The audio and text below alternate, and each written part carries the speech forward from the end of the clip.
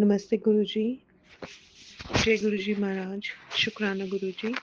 जय गुरुजी संगत जी। आज हम सब मिलकर के गुरुजी की कृपा से एक कोशिश श्री शिव महापुराण स्व अध्याय में तृतीय पार्वती खंड में अध्याय 52 का पाठ करेंगे।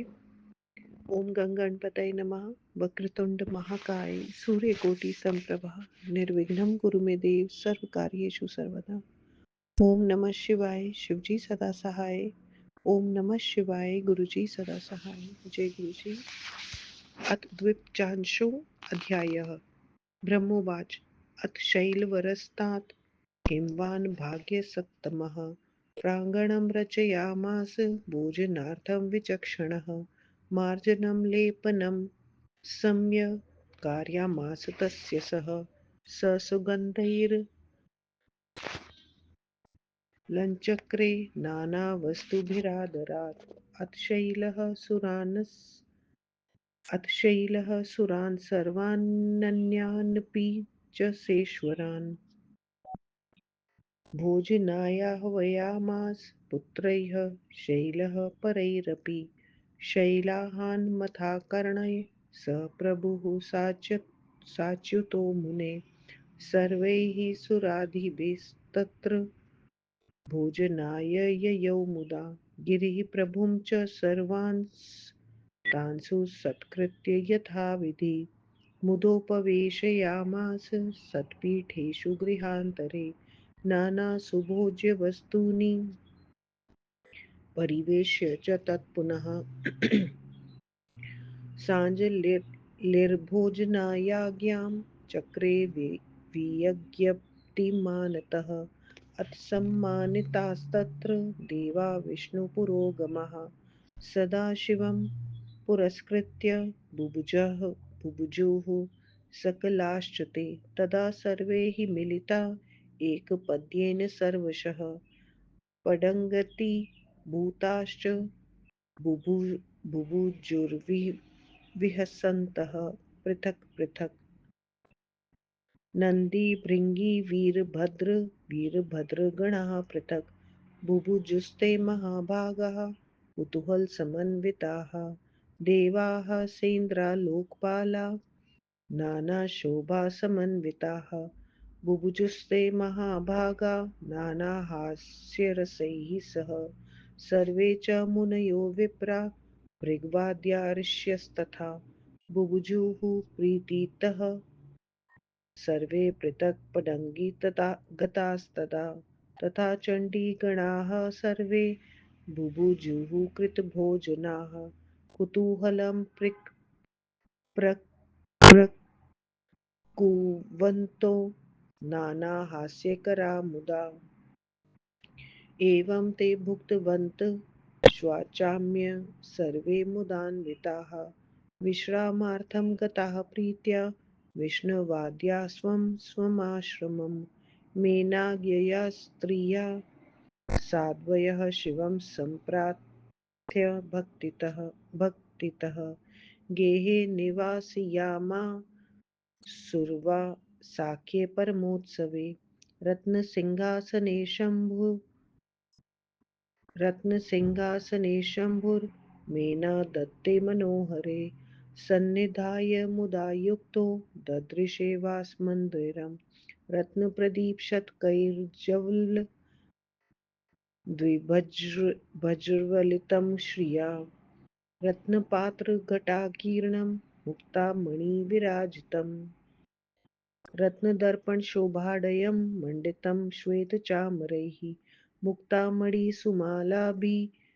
सुमालाभिर्वेष्टितं परमद्रिमत् अनौपमयं महादिव्यं विचित्रं सुमनोहरं चिताह्लादकरं नानारचनारचितस्थलं शिवदत्तवरस्यैव प्रभावमतुलं परं दर्शयन्तं समुल्लासि शिवलोकाभिधानकं नानासुगन्धसद्द्रव्यै वासितं सुप्रकाशकं चन्दनागुरुसंयुक्तं पुष्पशय्यासमन्वितम् नानाचित्रविचित्राढ्यं निर्मितं विश्वकर्मणा रत्नेन्द्रसाररचितं हारकैर्वरैः कुत्रचित् सुरनिर्माणं वैकुण्ठं सुमनोहरम् कुत्रचिच्च ब्रह्मलोकं लोकपालपुरं क्वचित् कैलासं कुत्रचिद्रम्यं कुत्रचिच्छिखरमन्दिरम् कुत्रचिच्छिवलोकं च सर्वोपरि विराजितम् एतादृशं गृहं सर्वं दृष्ट्वाश्चर्यं महेश्वरः प्रशंसन् हिमशैलेशं परितुष्टो बभूवः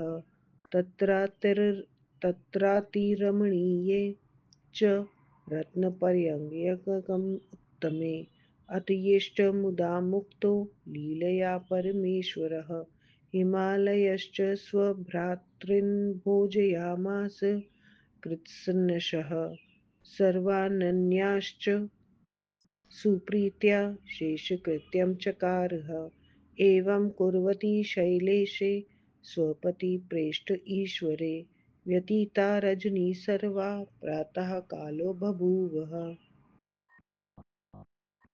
अथ प्रभातकाले च धृत्युत्साहपरायणाः नानाप्रकारवाद्यानि वादयाश्चक्रिरे जनाः सर्वे सुराः समुत्थस्तु विष्णुवाद्याः सुमुदान्विताः स्वेष्टं संस्मृत्य देवेशं सज्जीभूताः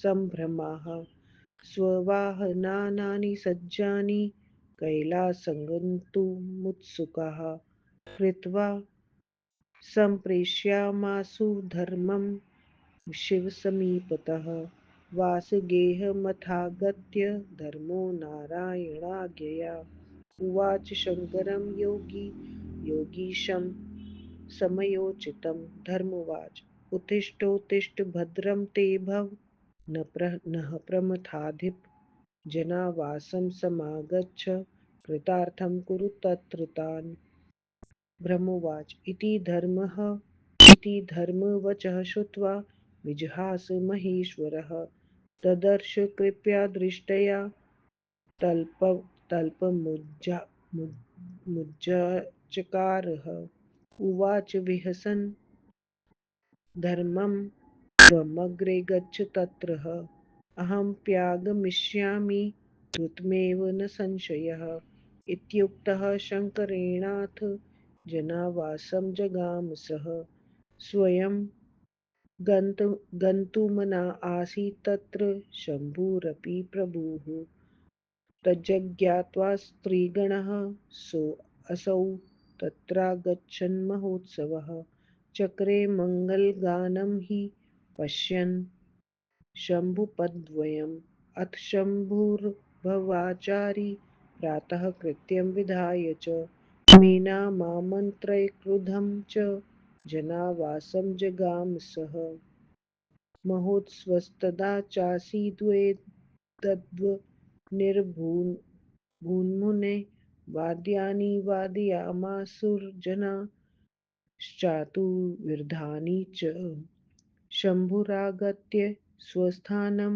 ववन्दे च मुनींस्तदा हरिं च मां भवाचारात् वन्दितो भूत्सुरादिभिः जयशब्दो बभूवाथ नमः शब्दस्तथैव च वेदध्वनिश्च शुब्दो महाकोलाहलोऽभवत् इति श्रीशिवमहापुराणे द्वितीयायां रुद्रसंहितायां तृतीयपार्वतीखण्डे वरवर्गभोजनशिवशयनवर्णनं नाम द्विपञ्चाशत्तमोऽध्यायः व्याख्या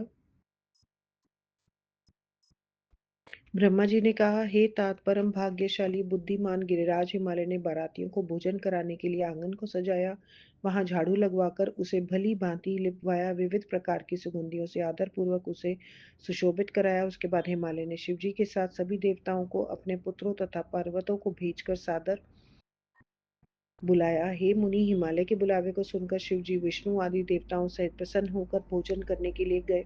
हिमालय ने शिव जी तथा उन देवताओं को आदर तथा विधि पूर्वक प्रसन्न होकर घर के भीतर उत्तम आसनों पर बैठाया। अनेक प्रकार के भोज्य पदार्थों को परोसकर फिर हाथ जोड़कर आप लोग भोजन कीजिए कहने लगा। इस प्रकार जब उसने विष्णु आदि देवताओं को सम्मान दिया तो वे शिव जी को आगे करके भोजन करने लगे। तब वे सभी एक साथ मिलकर पंक्तिबद्ध होकर हंसते हुए अलग अलग भोजन करने लगे। नंदी, भृंगी, वीरभद्र तथा उसके गण अलग अलग खाने के लिए बैठे। वे सभी कुतूहल करते हुए भोजन करने लगे। देवता, इंद्र आदि लोकपाल अनेक प्रकार से सुशोभित वे अनेक प्रकार से हास परिहास करते हुए भोजन करने लगे। सभी मुनि, ब्राह्मण तथा भृगु आदि ऋषि अलग अलग पंक्तियों में बैठकर प्रेम से भोजन करने लगे। उसके बाद चंडी के गण भोजन करने के बाद प्रसन्नता से हास परिहास करते हुए कौतूहल करने लगे। इस प्रकार वे विष्णु आदि सभी भोजन करके मुख हाथ धोकर प्रेम से विश्राम करने के लिए अपने अपने आश्रमों को गए। मीना की आज्ञा से पतिव्रता स्त्रियां भक्ति से शिव जी की प्रार्थना कर उन्हें सजे तजे घर में ले गई। मीना द्वारा दिए गए मनोहर रत्न सिंहासन पर बैठकर उन्होंने उस घर की शोभा को देखा। वह भवन सैकड़ों रत्न दीपकों के प्रकाश से प्रकाशित था। वहां रखे हुए सभी पात्र रत्न जटित थे और वह स्थान मोतियों मणियों से सुशोभित था। रत्न दर्पणों की शोभा से वह घर समृद्ध था और वहां चादर चवर सफेद चवर रखे थे। मोती तथा मणियों की माला से वह सजा हुआ था। वह अनुपम, अत्यंत सुंदर, विविध चित्रों से युक्त, मन को प्रसन्न करने वाला तथा अनेक कल्पनाओं से सजाया गया था। शिव जी के वरदान से उस स्थान का प्रभाव बढ़ रहा था। वह ऐसा लग रहा था मानो यह शिवलोक ही हो। अनेक सुगंधित द्रव्यों से वह सुवासित था। चंदन अगर रखे थे तथा फूलों की सेज बची हुई थी। विश्वकर्मा द्वारा अनेक विचित्र चित्र उसमें बनाए गए थे। उत्तम रत्नों द्वारा रचित हार वहां रखे थे। कहीं देवताओं के लिए मनोहर बैकुंठ का निर्माण किया था, कहीं ब्रह्मलोक का और कहीं लोकपालपुर था, कहीं सुंदर कैलाश, कहीं इंद्र का मंदिर, कहीं सबसे ऊपर शिवलोक की रचना कर रखी थी। आश्चर्यजनक संपूर्ण घर को इस प्रकार देखकर शिवजी गिरिराज हिमालय की प्रशंसा करते हुए प्रसन्न हो गए। वहां उस अत्यंत आनंददायक रत्न जटित पलंग पर भगवान शिव प्रसन्न होकर सो गए। हिमालय ने अपने सभी बंधु बांधवों तथा अन्य निमंत्रित लोगों को भी प्रेम से भोजन कराकर शेष कार्यों को निपटाया। इधर हिमालय कार्य कर रहे थे और उधर सर्वप्रिय शिव जी सो रहे थे। तब तक रात बीत गई और प्रातःकाल हो गया। प्रातःकाल होते ही धैर्य तथा उत्साह से पूर्ण लोगों ने अनेक प्रकार के बाजे बजाए। विष्णु आदि सभी प्रसन्न होकर जग गए। अपने इष्ट देव का स्मरण कर सब तैयार हो गए। अपने वाहनों को तैयार कर वे कैलाश जाने के लिए उद्यत हो गए। तब उन्होंने धर्म को शिव जी के पास भेजा। विष्णु भगवान की आज्ञा से उस योगी धर्म ने शिव जी के निवास में आकर योगी शिव जी से समयोचित कहा। धर्म ने कहा, हे प्रमथों के स्वामी, आपका भला हो, उठिए उठिए, जनवासे में आकर वहां सबको कृतार्थ कीजिए। ब्रह्मा जी ने कहा। इस प्रकार धर्मराज की बात को सुनकर शिव जी हंसे। कृपा दृष्टि से उन्होंने देखा और शैया को छोड़ दिया और हंसते हुए धर्म से कहा, तुम आगे चलो, मैं भी निस्संदेह शीघ्र आऊंगा। शिव जी के ऐसा कहने पर वह जनवासे में गया। भगवान शिव जी भी वहां जाने के लिए तत्पर थे। यह जानकर स्त्री समूह उत्साह के साथ वे प्रसन्न होकर वहां आया और शिव जी के चरण कमलों का ध्यान करके मंगल गीत गाने लगा। फिर लोकाचार को जानने वाले शिव जी प्रातः कृत्य करके मीना और शैलराज से पूछकर जनवासे में गए। हे मुनि, उस समय महान उत्सव मनाया गया। वहां वेद ध्वनि के साथ चारों प्रकार के बाजे बजने लगे। शिवजी ने अपने स्थान पर आकर मुनिजनों, ब्रह्मा तथा विष्णु को प्रणाम किया। अन्य देवताओं ने उन्हें प्रणाम किया। उस समय जय शब्द, नमः शब्द, कल्याणकारक वेद ध्वनि और महान कोलाहल भी हुआ।